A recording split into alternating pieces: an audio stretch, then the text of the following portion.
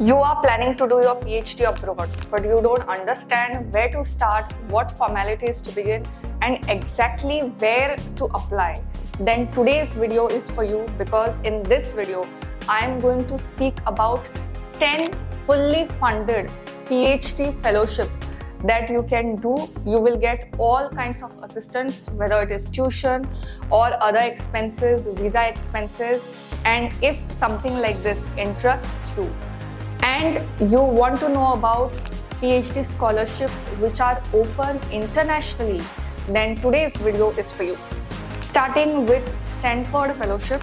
So if you are interested in getting admission to any of the courses in Stanford, including PhD, mind you, Stanford does not offer just PhD, there are other programs as well.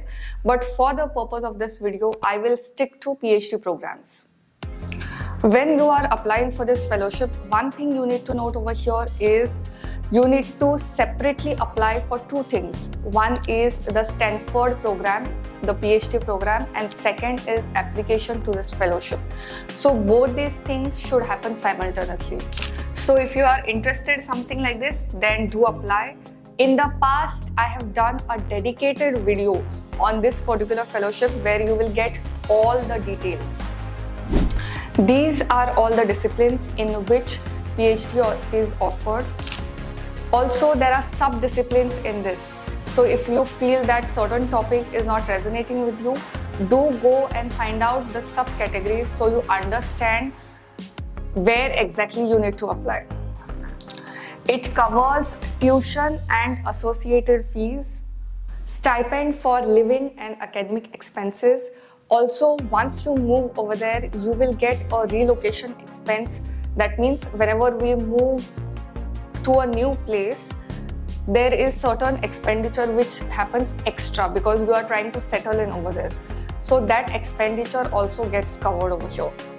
And your travel stipend to and fro from your country over here will be covered. Commonwealth PhD scholarships are for you if you are planning to do your research in UK, London. I have done tons of videos on this. Under Commonwealth PhD scholarships, you have Commonwealth scholarships for least developed countries, Commonwealth split side scholarships, and Commonwealth scholarships for high income countries.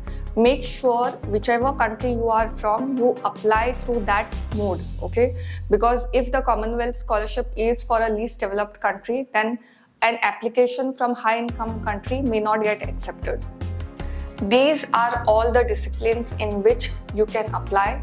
These are fully funded fellowships and something you cannot miss. Rhodes Scholarship Oxford is for you if you are planning for an admission for PhD in Oxford. It's a fully funded fellowship. Your course fee as well as you will get a stipend. Your student visa charges as well as your international health surcharge, that will also get covered. You will also receive a settling in allowance. Also, you will get 2 economy tickets to and fro from your country to Oxford and back. Another scholarship is Singapore International Graduate Award, which is open internationally. It is also called as Singa Awards, so I will refer to it as Singa Awards in this particular section. Now, this scholarship is intended to international students who have never been to Singapore. Okay, so if you have already taken your degree from Singapore and you have already studied over here, then you are not eligible for this. Your spoken English has to be good and you need to have good academic contact, good academic record, as well as your reference letters have to be good. You will get your tuition fees go covered, one-time settling grant, as well as you will get a stipend. These are all the subjects where you can apply. The next fellowship is Aga Khan Fellowship. So if you are from these countries, then you can apply for this particular fellowship. There are different other programs as well. As far as PhD is concerned, you can definitely go in with this fellowship if you are from the countries that I had mentioned earlier. You need to have a bachelor's degree and you should be in a genuine financial need. This particular fellowship is not a fully funded fellowship. It is a partially funded fellowship. That means if you are applying for PhD through this particular scholarship, your first 2 years will get funded, whereas the next a couple of years, say suppose 3 years more, total 5 years we are considering. So for next 3 years, you should be able to get help from somewhere. It works on half grant and half loan basis. Your tuition fee is covered, your living expenses are covered. You will also be given a stipend. Mind you, this does not cover the cost of your family members, so it is solely dedicated to you. If you are planning to do your PhD in China, then Chinese government scholarships are here for you. These are all the scholarships that are provided under the Chinese Government Council. The most interesting part is that 99% of the universities, like there are around 273 to 282 universities under this particular scholarship. So 99% of the universities do not require any English proficiency or IELTS or any score if your education was done in English. You will get a stipend of this amount, your tuition fee would be waived, and you will get accommodation subsidy and free use in dormitory. Accommodation subsidy or free use in dormitory. So you will get accommodation assistance as well. Next scholarship is for you if you are planning to undertake research in Japan. There are several scholarships under this, and there are several programs where you can apply. The PhD program is for 3 to 4 years. It's a fully funded fellowship and you will get a stipend of this much amount for undertaking research in Japan.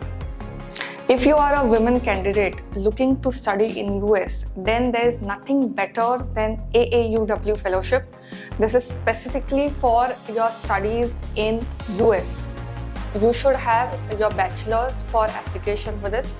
Also, every year, this fellowship opens on August 1st and November 15 is the deadline. So this is an international call for women applicants and it happens every year.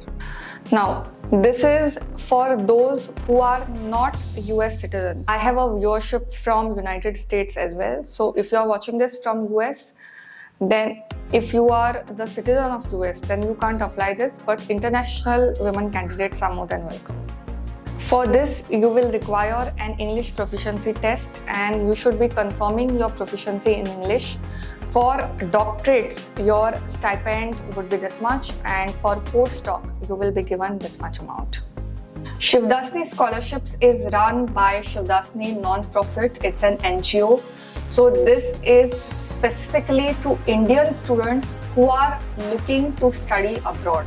Okay, other nationalities are not eligible for this. This is applicable for European, American as well as UK universities abroad. So if you are planning to take admission to any of these countries, you might as well apply for this. You should have a first-class degree from any of the recognized universities in India. You should also hold English language certification. You will require an English proficiency test if you are planning to apply for this. This is a scholarship for those students who are going abroad for the first time. So if you have any other degree from any of the universities abroad, which I've mentioned just before, then you are not eligible for this. You will get a one-time grant of US dollars 1 lakh. Okay, so 1 lakh US dollars you will get as a part of this. There will be no monthly stipend or other allowances. This is a one-time grant if you are planning to take admission abroad and if you are from India. Gates Cambridge Scholarship is for you if you are planning to study in UK and you are not a UK citizen. Okay, so this call is open internationally.